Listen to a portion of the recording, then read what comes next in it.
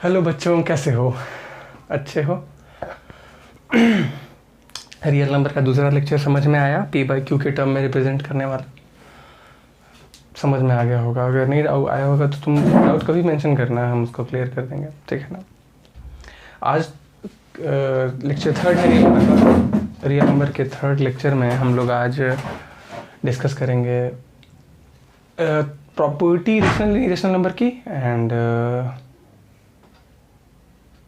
एक मेथड होता है जिसमें आपको प्रूफ करना होगा, बाय मेथड ऑफ कॉन्ट्रडिक्शन बोलते हैं कि so that root 2 is irrational root 3। तो बहुत इस पर एक पर्टिकुलर 3, 4 या 5 तरह का सवाल आता है। वो चारों पांचों टाइप हम तुमको यहाँ करा देंगे, फिर वो उसी के बेसिस पर डिजिट चेंज कर लेना और वो बन जाएगा। तो चलो स्टार्ट करते हैं। फिर लिखते हैं सबसे पहले प्रॉपर्टीज। राइट,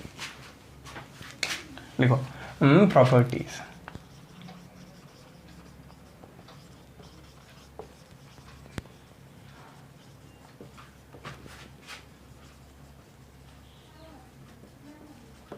देखो, ये प्रॉपर्टीज कहने का मतलब क्या है ना कि कुछ कुछ प्रॉपर्टीज जो हैं, अब जैसे क्या है sum of two rational number, तो यहाँ पे क्या कर देंगे हम स्लैश कर लिख दे रहे हैं sum product addition subtraction of two rational number is always rational. ठीक है, अगर दो रेशनल या नंबर का आप जोड़िए को ना करिए, सॉरी सम एंड सेम दोबारा लिख दिए, कोई नहीं। आप सम करते हैं, सब्ट्रैक्ट करते हैं, या प्रोडक्ट करते हैं, या डिवाइड करते हैं इवन, तो जो रेशनल नंबर होता है वो हमेशा क्या देता है? रेशनल नंबर ही देता है। ठीक है, जो दूसरी प्रॉपर्टी है then that same sum product division and subtraction of a rational and irrational number. Sum, product, division, subtraction of rational and irrational numbers are always irrational. ना, अगर एक रेशनल इरेशनल नंबर का आप प्रोडक्ट करते हैं, rational irrational combination, मतलब यहाँ पे क्या था कि 3 + 2 करिए तो 5 आ जाएगा, 3 × 2 करिए तो 6 आ जाएगा, 3/2 करिए तो भी फ्रैक्शन में है, 3 - 2 करिए तो भी, वो किसी भी कंडीशन में अगर रेशनल नंबर को डिवाइड मल्टीप्लाई सब्ट्रैक्ट करते हैं तो रेशनल ही रहता है। बट एक रेशनल इरेशनल पिक करेंगे जैसे 2 + √3। इस बात को समझ लेते हैं बच्चों कि 2 + √3 जो है वो एक क्या है? इरेशनल नंबर है। क्यों इरेशनल नंबर? इरेशनल नंबर का क्या होता है मतलब तुम बताओ? इरेशनल नंबर का होता है कि those numbers whose decimal representation are non terminating non repeating. ठीक है, अब यहाँ पे √3 जो है नॉन टर्मिनेटिंग नॉन रिपीटिंग, इसमें अगर आप 2 ऐड कर दिए तो स्टिल इट रिमेन्स व्हाट?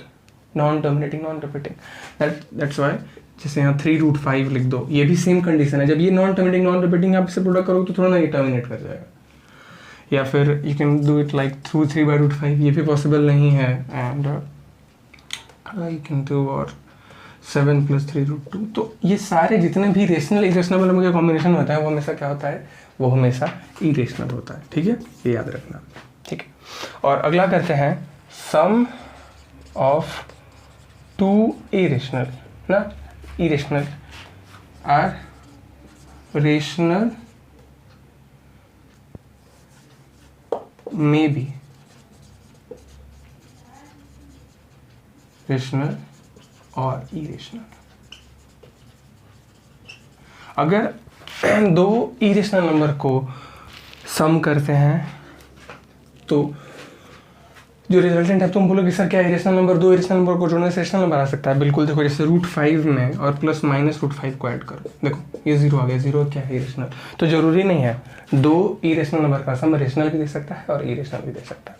ठीक है, fourth product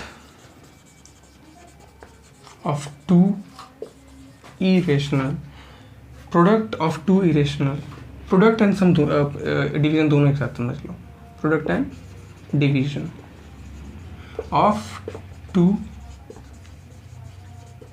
irrational numbers, product and division of two irrational number may be rational और इरेशनल। इस कंडीशन में भी क्या होता है? वो भी हो सकता है रेशनल। कैसे? अगर मान लो तुम √2/√2 कर दिए -√2 तो ये क्या आ जाएगा? -1। मान लो तुम √2 × -√2 कर दिए तो आ जाएगा -2।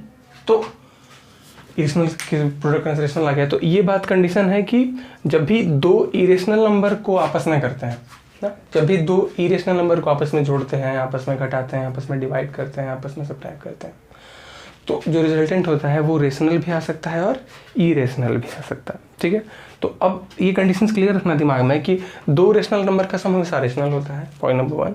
फिर कह रहा है कि अगर रेशनल और इरेशनल नंबर का सम करते हैं तो वो भी आपस में नहीं, वो हमेशा इरेशनल देगा। तो दो एकदम फिक्स्ड कंडीशंस है, बट जब भी बात इरेशनल नंबर की आएगी तो वो हमेशा फिक्स नहीं है कि वो रेशनल देगा या इरेशनल देगा। ठीक है, फिर ये समझ में आ गया है तुमको, तो इसको नोट कर लो। चलो आगे चलते हैं। बस अब यहाँ से ये खत्म हो गया रेशनल इरेशनल। ठीक है, और रियल और इमेजिनरी का फंडा तुमको लास्ट क्लास में ही समझा दिए थे। ठीक है, चलते हैं आगे।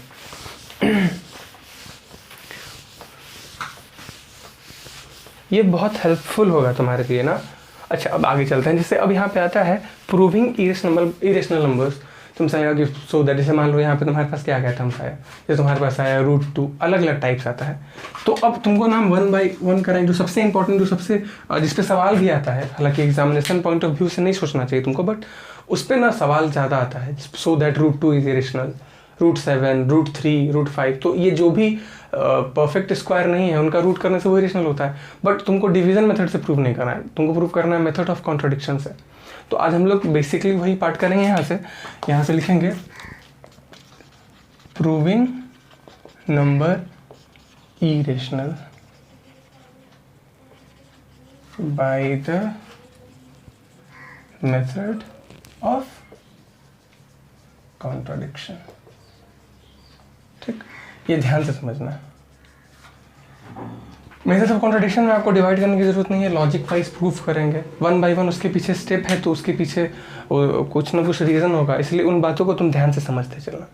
ठीक है, तो देखते हैं यहाँ पे बड़ा चिल करके समझ में आएगा। जहाँ पे दिक्कत हो, जहाँ पे प्रॉब्लम हो, उन सारी चीज़ों को अपन डिस्कस करेंगे यहाँ पे। ठीक है, तो इनके डिफरेंट टाइप्स तुमको हम बता दें। जैसे पहला सवाल क्या आता है, सिंपल, √a, √b, इस तरह के सवाल, √c, where a, b, c are non perfect square numbers. √2, √3, जैसे for example √2, √3, √7, like this one. तो ये सबसे इंपॉर्टेंट है जो लेंदी आता है। अगर ये तुम प्रूफ करने में सक्षम हो गए, देन आता है ऐसे a √b, c √d, something type. And the third type is what, that is a plus √b, c minus √d, इस तरीके से। एंड फोर्थ, यहाँ पे जो भी रूट में हम नंबर ले रहे हैं वो समझ लेना कि परफेक्ट स्क्वायर नहीं है। तभी अगर परफेक्ट स्क्वायर होगा तो फिर रेशनल हो जाएगा, इरेशनल प्रूफ करने के लिए अगर ऐसा आता है तो। और कभी कभी फ्रैक्शंस में भी आ जाता है, a by √b प्रूफ करना है या b by √c ऐसे प्रूफ करना है। और फिफ्थ जो टाइप है वो सबसे इम्पॉर्टेंट है, हालांकि ये भी तुम बना सकते हो उस तरीके से, वो इस तरीके से कुछ और c से प्रोडक्ट कर देता है। तो कुल मिला के 5 टाइप है इसमें। इन 5 टाइप का डिस्कशन करेंगे तुम्हारे साथ। हर एक टाइप पे एक सवाल तुम तुरंत करते चलोगे, जिससे क्या होगा कि तुम्हारे मन में कोई डाउट नहीं रहेगा। ठीक है ना, चलिए शुरू करते हैं। सबसे पहले लिखो टाइप 1 ना, इस तरह वाला। ठीक, सबसे पहले लिखो टाइप 1। इसमें स्टेटमेंट्स का बहुत इंपॉर्टेंस है, इसलिए समझ लेना। सपोज करो एक क्वेश्चन पिक कर रहे हैं इस टाइप 1 के लिए, टाइप 1 है, ये टाइप 2 है। क्या कह रहा है, प्रूव दैट √2 इज इरेशनल। ठीक है, समझ आ रहा है ना। तुमको ये प्रूफ करना है कि √2 जो है वो इरेशनल है। ठीक, तो अब यहाँ से क्या करेंगे, लेट √2 इज रेशनल। अच्छा, अब इसको मेथड ऑफ कॉन्ट्रडिक्शन तुमको एक बार समझाते हैं कि कॉन्ट्रडिक्शन क्या होता है। समझ में आ रहा है, कॉन्ट्रडिक्शन मतलब होता है कि जैसे अब सपोज करो ना कि तुम एक गंदे इंसान हो, गंदे बच्चे हो। ठीक है, अच्छे बच्चे ही तुम, लेकिन नहीं, गंदे बच्चे हो, यहाँ से प्रूव करना है कि इरेशनल। तो अब हम क्या बोलेंगे तुमसे कि मान लिए कि तुम अच्छे बच्चे हो। ठीक, दिस कॉन्ट्राडिक्ट्स व्हाट, कि अभी तुमको कह दिए कि तुमको प्रूफ करना है कि तुम गंदे बच्चे हो, और हम तुमको ये मान लिए कि तुम अच्छे बच्चे हो। सपोज कि तुम अच्छे बच्चे हो। अब हम तुम्हारी प्रॉपर्टी देखेंगे कि तुम करते क्या हो, तुम कितना फ़ोन यूज़ करते हो, तुम फ़ोन भी यूज़ करते हो, तुम पढ़ते नहीं हो टाइमली, तुम शैतानी करते हो। तो ओवरऑल जो रिजल्ट निकल के आएगा वो इस बात का कॉन्ट्राडिक्ट करेगा कि हम तो अच्छे बच्चे माने थे, लेकिन ये सारे अच्छे बच्चे को कॉन्ट्राडिक्ट करता है, इसलिए तुम क्या हुए, गंदे बच्चे। तो सेम कंडीशन यहाँ पे भी है, जो स्टार्टिंग वाला पार्ट है ना, हम लोग यहाँ पे क्या ले लेंगे, यहाँ पे हम लोग ले लेंगे कि √2 इज रेशनल मान लिए, ठीक है ना, √2 इज रेशनल, मान लीजिए √2 रेशनल है, hence it can be written as, अब जैसे p/q यहाँ समझ लेना, a/b तुम जो लेना ले लो, तुम्हारी मर्जी है, p/q ये डिपेंडेंट नहीं है कि सर हमेशा p/q, चलो यहाँ पे a/b लिख देते हैं, तुम्हारी मर्जी, it completely depends upon you कि तुमको कौन सा वेरिएबल लेना। बट एक बात मेक श्योर करना, इसमें लिखना where a and b are co prime number, a co prime number है, इसका मतलब कि ये सिंपलेस्ट रेशियो में है, मतलब अब ये कैंसिल आउट नहीं होगा, या कह सकते हैं कि HCF of a and b are 1, ये लिख सकते हैं। को प्राइम नंबर लेना है, ये एकदम मेक श्योर करना कि √2 है जो a/b के फॉर्म में रिप्रेजेंटेड है, और a और b जो है वो को प्राइम, इसका मतलब कि दोनों का HCF क्या है 1, और उसके अलावा कोई भी कॉमन फैक्टर्स नहीं है। समझ में आ रहा? रेशियो को हम लोग दो फॉर्म में लिख सकते हैं। मान लीजिए √2 अगर रेशनल नंबर है, अगर रेशनल नंबर है तो a/b को क्या कह सकते हैं कि वो a/b के फॉर्म में होगा, फिर b is not equal to 0 या p/q के फॉर्म में होगा, वो तुमको कैसे रखना है वो लिख लेना। बट ये स्टेटमेंट बहुत इंपॉर्टेंट है, लेट √2 इज रेशनल, ये पहले लिख दिया, फिर लिख देंगे hence it can be written as √2 is equal to a/b। अब where a and b are co prime का मतलब क्या है कि ये सिंपलेस्ट रेशियो में हो है, समझ में आ रही है ये चीज़? ठीक है बच्चों, तो अब यहाँ से देखना सिंपलेस्ट रेशियो मतलब क्या होता है कि दोनों में कुछ भी कॉमन फैक्टर नहीं है, जैसे 7/3 इसमें कुछ भी कॉमन नहीं है, कैंसिल आउट नहीं होगा, ठीक। तो चलिए अब यहाँ से क्या करते हैं, √2 इज इक्वल टू a/b, अब यहाँ से करेंगे स्क्वायरिंग बोथ साइड, ये स्टेप हम कॉपी, अगर √2 के लिए प्रूफ करना है √2 लिख देंगे, √3 के लिए करना है √3 लिख देंगे, √7 के लिए √7, बस हटा लिखते जाना। चलो देखो क्या करते हैं, √2 स्क्वायरिंग बोथ साइड करेंगे तो हो जाएगा 2 is equal to a²/b², which means a² is equal to 2b²। ठीक, ध्यान से देखना, a² is equal to 2b²। बोलिए कोई प्रॉब्लम यहाँ से? नहीं है, चलें आगे, ठीक। तो इसके बाद यहाँ से हम लोग ये कर सकते हैं, यहाँ पे ये लिखने के बाद अब चूंकि देखो a² is equal to 2b² है ना, तो लिख देंगे 2। अब ये बात थोड़ा ध्यान से समझना कि सपोज करो ना, यहाँ पे लिख दिए हम 36, ठीक ना, तो अब यहाँ लिख देंगे कि 3 × 12। अब यहाँ से कह रहे हैं कि 3 इज द फैक्टर ऑफ 36, कह सकते हैं ना, 3 is factor of 36, then 3 is factor of what, 6। मतलब अगर कोई नंबर किसी स्क्वायर का फैक्टर है तो उसके स्क्वायर रूट का भी फैक्टर होगा। मतलब यहाँ ध्यान समझना कि अब यहाँ a² इक्वल टू 2b, ये बहुत इंपॉर्टेंट स्टेप है। अगर a² इक्वल टू 2b² तुम लोग कह सकते हैं कि 2 इज फैक्टर ऑफ, मतलब a² कैसे आ रहा है भाई, a² आ रहा है 2 और b² को प्रोडक्ट करने से, ठीक है, यहाँ तक समझ में आ रहा है। अगर 2 और b² को प्रोडक्ट करते हैं मतलब a² से 2 कम्प्लीटली डिविजिबल हो, 2 कम्प्लीटली डिवाइड कर देगा उसको, मतलब a² 2 से कम्प्लीटली डिविजिबल है, सिमिलरली a से भी कम्प्लीटली डिविजिबल होगा। तो यहाँ से स्टेप बहुत इंपॉर्टेंट है, ध्यान समझना। अगला क्या लिखेंगे यहाँ से कि which means 2 is factor of a²। In this way अगर 2a² फैक्टर है तो 2 इज फैक्टर ऑफ,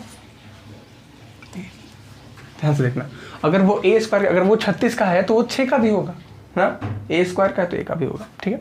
अब यहाँ से कह रहा है 2 इज फैक्टर ऑफ, मतलब अगर a फैक्टर मतलब कह सकते हैं कि a is equal to 2c। अब ये क्या है, इसको ध्यान से समझाए, बड़ा कंफ्यूजन होता है ये, भले ही स्टेप इजी है तुम रट लो, बट जब तक तुमको इसका सिग्निफिकेंस समझ नहीं आएगा ना वो थोड़ा सा प्रॉब्लम होगा। हम टाइप नहीं रेस कर रहे, समझाना चाहते हैं बस तुमको। देखो जैसे a इक्वल टू 2c है, यहाँ पे तुम क्या लिख रहे थे, 36 बराबर 3 × 12, ठीक है। अब यहाँ से अगर 6 लिख दें तो तुम क्या लिखना पड़ेगा, 3 × 2। यहाँ पे ये 3 था, ये हो गया तुम्हारा b², यहाँ से अगर रिलेट करो तो ये b² हो गया। अब जब यहाँ पे जब ये स्क्वायर का फैक्टर था, ठीक समझ रहे हो, ये जब स्क्वायर का फैक्टर था तब यहाँ पे 12 चाहिए था, लेकिन जब ये 6 का फैक्टर हो गया तो यहाँ पे कुछ और होगा, 2 चाहिए। तो सिमिलरली मान लिए कि a is equal to 2c। Got it? ठीक है ना, समझ में आ रहा है ये चीज़?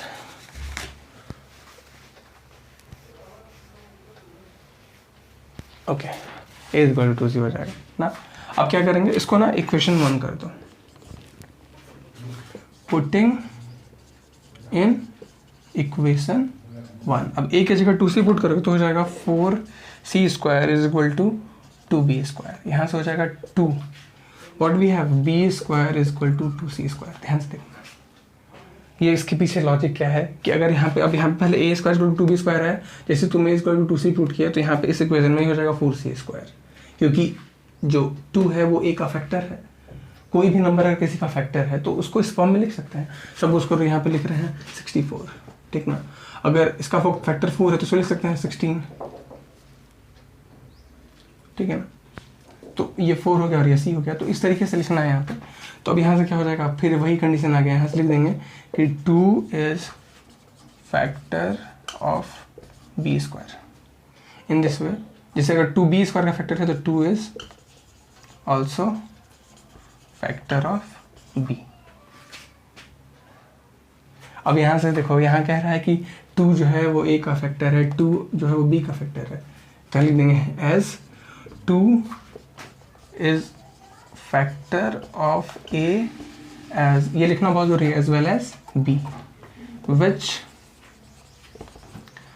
contradicts the fact that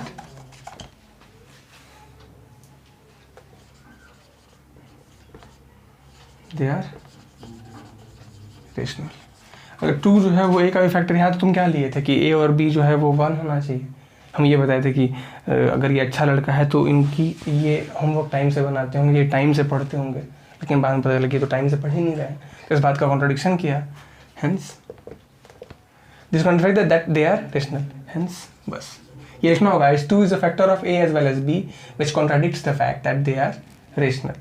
Hence root 2 is irrational। ये बड़ा आसान है, अगर इसको समझ लिए तो प्रॉब्लम नहीं है। तो तुम्हारे में क्या होता है, या maximum average number of students में क्या होता है कि उन लोग ना ये इमेज याद करते हैं, इस तरह से कुछ भी ऐसे अलबल कुछ भी लिख देते हैं। हम एग्जामिनेशन पॉइंट ऑफ व्यू से बता रहे हैं, या जो कॉपीज़ देखने को मिलती है उसके अकॉर्डिंग बता रहे हैं कि वहाँ मेन गड़बड़ ये होता है कि लोग यहाँ पे याद करके एजम्पशन रखते हैं कि जैसे यहाँ पे 2a square by B square है तो उस टाइप का कुछ दिखने वाला लिखते हैं, लेकिन यहाँ पे इनका इम्पॉर्टेंस है, समझ में आ रहा है। यहाँ कई लोग a स्क्वायर या कुछ और लिख देते हैं, तो इसलिए हम तुमको बोले कि इसको समझना ही बहुत ज़्यादा बेहतर होगा तुम्हारे लिए।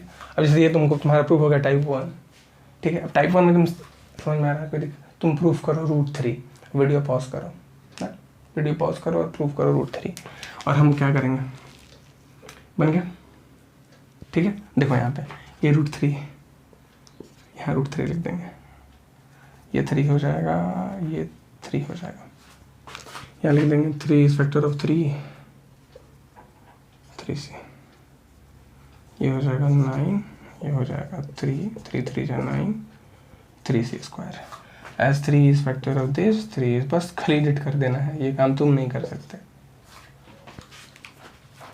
Hence it proves that √3 is what? √3 is irrational ना। तो ये तुम्हारा गया भैया टाइप 1, जिसमें सिंपल, ये सबसे इंपॉर्टेंट है और इस पे ही मेन सवाल आता है। जैसे अब ये बाकी जो है टाइप बी, सी, 2, 3, 4 और 5, ये थोड़ा सा भी ईजी है तुम्हारे लिए, कैसे वो बताता है। सीरियस कर, चलिए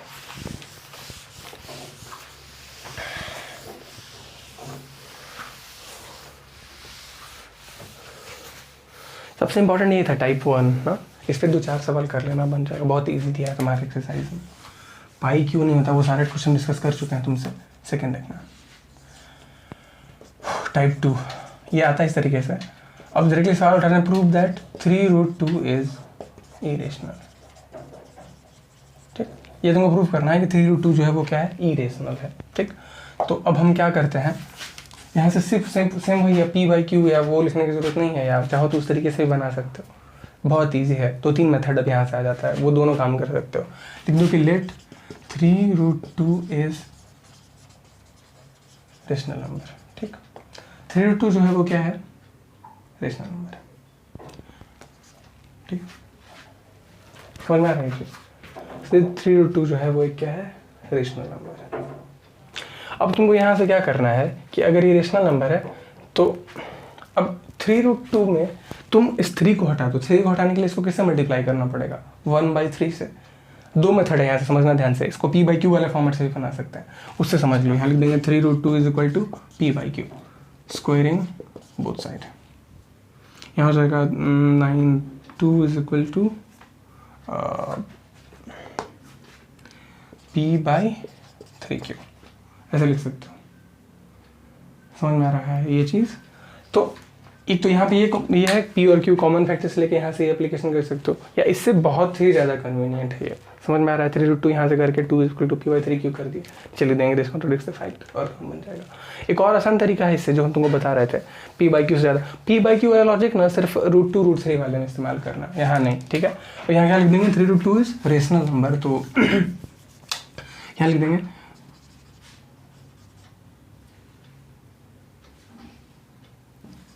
multiplying with 1/3, then 3√2 into 1/3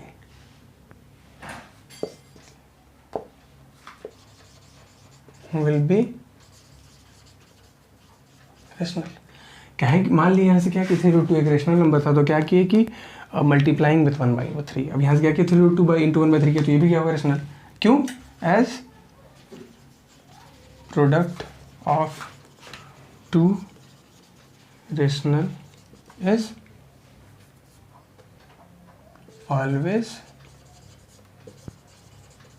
rational, ये जानते हो ना। और दो नंबर प्रोडक्ट करते हैं, प्रोडक्ट का डिवीजन करें, जब दो रेशनल, ये तो मान ली कि रेशनल है, और रेशनल को रेशनल से प्रोडक्ट करेंगे तो रेशनल आना चाहिए, बट ये 3 कट जाएगा। बट यहाँ क्या हो जाएगा, √2 इज ई रेशनल, तुम 2/3 से मल्टीप्लाई किया, 3 कट जाएगा, क्या बचेगा, √2। Hence this contradicts the fact that 3√2 is rational, hence it is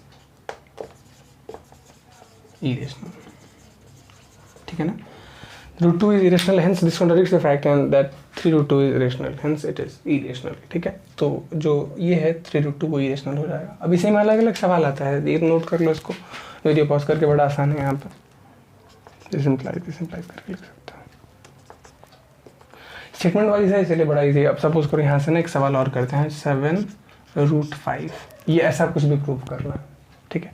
तो लिख देंगे यहाँ पे 7√5 इज इरेशनल। अब इसको मल्टीप्लाई किससे करेंगे, हाँ 1/7 से, यहाँ लिख देंगे 1/7, ये हो जाएगा 7√5, 7 से 7 कैंसिल आउट हो जाएगा, यहाँ पे √5, हेंस 7√5 इज इरेशनल। बहुत ईजी है, ठीक। समझ में आ रहा है, कोई दिक्कत नहीं है ना यहाँ तक? बहुत आसान है टाइप 2, क्योंकि मेन सबसे इंपॉर्टेंट वही होता है, √2 प्रूफ करना। अगर ऐसे सवाल आए तो सीधे कर सकते हो। एक सवाल तुमको देते हैं अभी इसी से रिलेटेड, तुम बना के दिखाओगे। अगर यहाँ पे दिया हुआ है 3/2√6, तो फिर ले लेंगे 3/2√6 मल्टीप्लाइंग विथ कितना, 3/2 होना चाहिए, 2/3। समझ में आ रहा ना, 3/2√6 into 2/3, which ultimately gives √6, and here we have 3/2√6 is because that irrational, hence it is irrational। बहुत आसान है। तो मेन इंपॉर्टेंट क्या था, √2 वाला, √2 √3 √4 √5, अगर ये प्रूफ करने आ गया तो तुमसे ये बन जाएगा बड़े आराम से, ठीक है।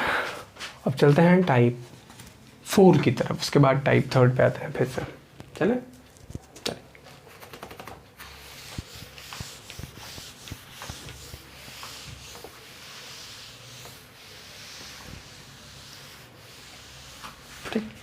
कुछ कुछ सवाल होता है ना, जैसे ये कुछ ऐसे हो सकता है। हम पहले टाइप 3 ना इस वाले को कह रहे हैं, ठीक। टाइप 3 इसको कर ले, तो उसके बाद उस पे आएंगे। टाइप 3 कहता है, ऐसा they prove that 3/√2 is irrational. ऐसा सवाल आ गया, तुमको प्रूव करना है कि 3/√2 जो है वो क्या है, इरेशनल है। तो इन कंडीशंस में क्या करेंगे, यहाँ लिख सकते हैं कि लेट 3/√2 इज रेशनल, अब क्या करो, इसको √2 से रेशनलाइज कर दो, यू कैन डू, कोई दिक्कत नहीं है, √2 से ऊपर नीचे। तो यहाँ से क्या आ जाएगा 3√2/2,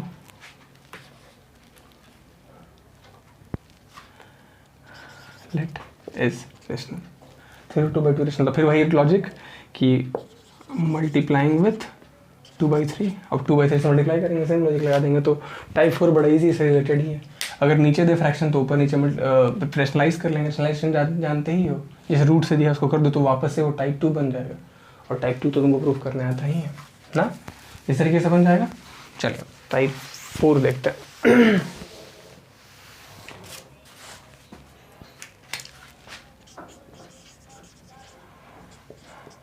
टाइप 4 यहाँ से प्रूफ करना है तुमको कि so that a plus root b, ये भी इजी है, जैसे so that prove that 3 plus root 7 is irrational. Same logic यहाँ करना है, let 3 plus root 7 is rational, ठीक है। 3 प्लस रूट 7 जो है वो क्या है, रेशनल है, ठीक है। अब ये रेशनल है तो अब यहाँ से ये 3 हटाना है, पहले मल्टीप्लाई और डिवाइड कर रहे थे, अब यहाँ क्या लिख देंगे, एडिंग -3, तो then 3 plus root 7 minus 3 is also rational, क्यों, as sum of 2 rational number is always rational, ठीक है। Sum of 2 rational number is always rational, ठीक है। तो यहाँ से क्या हो जाएगा, बट अब 3 से कट जाएगा, बचेगा root 7 is irrational, which contradicts the fact that which contradicts the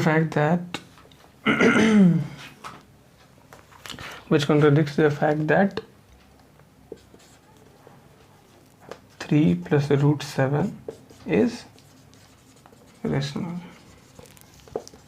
Hence 3 plus root 7 is irrational. Okay. बड़ा आसान है, एडिशन, सब्सट्रैक्शन और डिवीजन, इसमें तो बड़ा आसान है। ये समझ में आ रहा है, एक सवाल कर रहे हैं इस पर, इसको नोट कर लो वीडियो पॉज करके, एंड देन हम लोग एक सवाल करते हैं। देखो नोट कर लिए, देखो ये हो जाएगा 3 माइनस रूट 2, 3 क्या लिखना, चलो लिख दिए -6 प्लस रूट 3 ऐसा। अब -6 प्लस रूट 3 यहाँ लिख देंगे, -6 प्लस रूट 3 इज रेशनल। अब यहाँ करेंगे एडिंग 6, अब यहाँ से ये हो जाएगा -6 प्लस रूट 3 माइनस प्लस 6, ये कैंसिल आउट हो जाएगा। तो is also rational as sum of 2 rational number is always rational, but root 3 is irrational, which contradicts the fact that root 3 is rational. Hence -6 plus root 3 is irrational. तो ये इस तरीके से काम कर सकता है लॉजिक वाइज, ठीक है ना। that senses कि root 3 is rational, hence -6 plus root 3 is rational. तो एडिशन, सब्सट्रैक्शन और डिवीजन तो बड़ा आसान है। एक लास्ट केस है जिसमें प्रोडक्ट भी रहता है और एडिशन भी रहता है, तो वो बहुत आसान है। इसको दूसरे तरीके से भी कर सकते हैं, बट तुम टाइप 1 समझ गए हो तो टाइप 2, टाइप 3, टाइप 4 तो बहुत ईजी है। सिंपल प्रॉपर्टी से कि इसको रेशनल नंबर मान लिए और इस ऐसे नंबर को ऐड या ऐसे नंबर को प्रोडक्ट या ऐसे नंबर से डिवाइड कर दिए जिससे कि वो सीधे इरेशनल आ जाए। और इरेशनल इसका मतलब कॉन्ट्राडिक्ट किया कि 2 नंबर का प्रोडक्ट रेशनल होता है या 2 नंबर का सम रेशनल होता है, इरेशनल आ गया। हेंस उसके अकॉर्डिंग ये मेथड ऑफ कॉन्ट्राडिक्शन से बन जाएगा।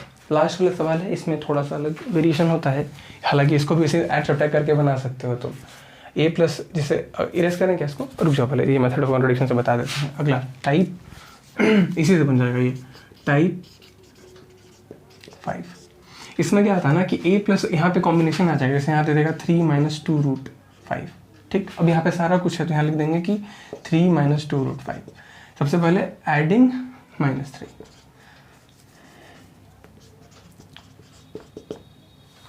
-3, देखो 3 कट गया, अब यहाँ क्या बचा, as sum of two rational number but -2√5 is irrational, proof करके आ चुके हैं, which contradicts the fact that, यहाँ पे ऐसे कर सकते हो कि -2√5 इज रेशनल, चलो देन -2√5 इज रेशनल, ठीक। उसके बाद अब यहाँ से क्या करोगे, मल्टीप्लाई करोगे -1/2 से, then -2/√5 into -1/2 is also rational, एक स्टेप बढ़ जाएगा और क्या, रेशनल इज ऑल्सो रेशनल। तो यहाँ से प्रोडक्ट करोगे 2 कट जाएगा, -1 cancel out, but √5 is what, भाई ये नीचे लिख देंगे कि as product of 2 rational number is always rational, तो यहाँ लिख देंगे नीचे कि हेंस एज, बट यहाँ बट करके लिख देंगे, वो स्टेटमेंट के बाद वो स्टेटमेंट लिखना है यहाँ पे, ठीक, but √5 is irrational, but √5 is irrational, which contradicts the fact that 3 - 2√5 is rational, hence 3 - 2√5 is rational।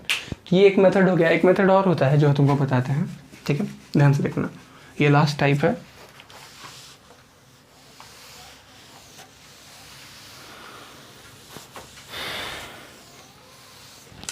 इसमें कहीं प्रॉब्लम नहीं होने वाला।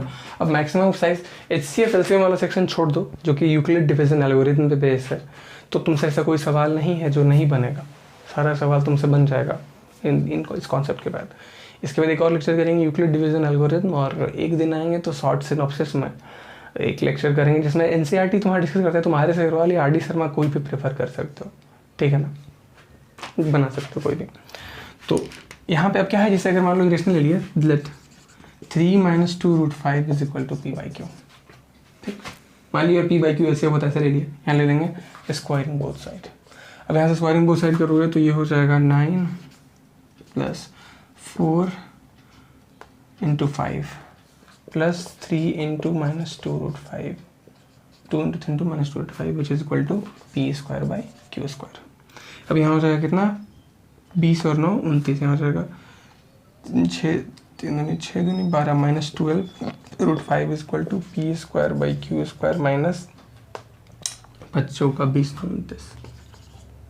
As p and q are rational number, right, and p and q integers, तो यहाँ पे हो जाएगा 12√5 is equal to 29 minus p²/q², यानी √5 is equal to 29a² q² minus p²/12 q²। As p q are rational number और √5 as, यहाँ पे क्या कर सकते हैं कि square sum division of rational number is always rational, square sum division of rational number is always rational, √5 is irrational. अगर rational number को आप स्क्वायर करके घटा के जोड़ के कुछ भी कर दीजिए, वो हमेशा क्या रहेगा, रेशनल रहेगा, बट √5 क्या है, irrational, which contradicts the fact that they are what, they are rational, hence they are irrational. तो बस खत्म, मतलब इतना ही इजी है ये सेक्शन, बड़े आसानी से, बड़े आराम से तुम ये सारा पॉइंट आउट करोगे। कोई भी डाउट अगर आता है कि सर ये सेक्शन समझ नहीं आया, तो जब भी डाउट सेक्शन करेंगे वो किसी भी, मतलब चलो ना कोई दूसरा चैप्टर भी पढ़ा रहे हैं तो 2 मिनट का टाइम लगेगा, बस तुम रेगुलरली वीडियोस देखते रहना ताकि तुमको एक पैटर्न समझ में आ जाए ना। मेरी कोशिश है कि तुम्हारा थोड़ा बेस स्ट्रॉन्ग हो जाए, तो ये खत्म हो जाएगा तुम्हारा रेशनल, इरेशनल और रियल नंबर का फंडा। यहाँ तक हमको उम्मीद है कि तुमको अब यहाँ पे प्रॉब्लम नहीं होगा कहीं भी, किसी भी तरह का। अगर प्रॉब्लम है तो तुम मेंशन करना, हम उसको कभी भी क्लियर कर देंगे। बट अभी तुम्हारा अगला काम क्या है कि तुम क्वेश्चन बना सकते हो, जो भी तुमको पढ़ा है ना उसके अकॉर्डिंग तुम देख लेना। यूक्लिड डिवीजन एल्गोरिथम पे बहुत सारा सवाल है जो हम कल बस एक स्पेशल क्लास करेंगे, उस पर 3, 4, 5 सवाल करेंगे, वो भी क्लियर हो जाएगा जो मेन फंडा होता है। और हाँ, एक काम करते हैं, तुमको ना हम बार बार बोले अलजेब्रा वाला फॉर्मूला ये इरेज कर दें, समझ में आ गया सारा टाइप ना। चलो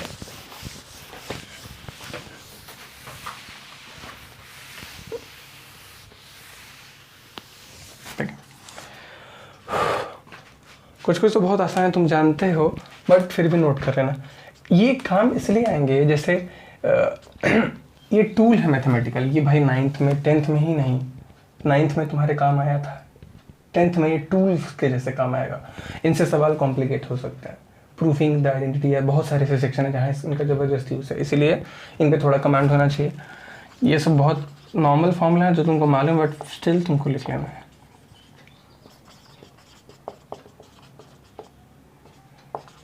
ये सब जानते ही हो, हमको मालूम है। ये हो जाएगा a plus B whole cube हो जाएगा a cube plus b cube plus 3a square b plus 3ab square. a minus B whole cube हो जाएगा a cube minus b cube minus 3a square b plus 3ab square.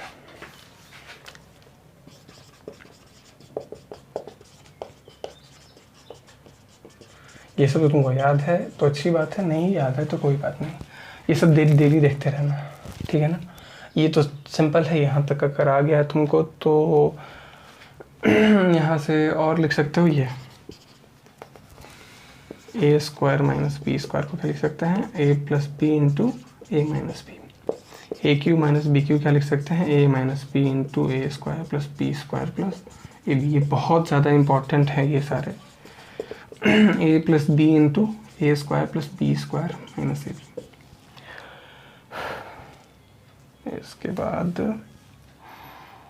ये इनवर्टिग्नोमेट्री algebraic identity कहते हैं, एकदम जहन में घोटा हुआ रहना चाहिए ये चीज़, अगर नहीं है तो बहुत प्रॉब्लम वाली बात। एक और होता है ए, हाँ ये वाला A cube plus B cube plus C cube minus 3abc which is equal to A plus B plus C A square plus B square plus C square minus A B minus B C minus C A. That's it.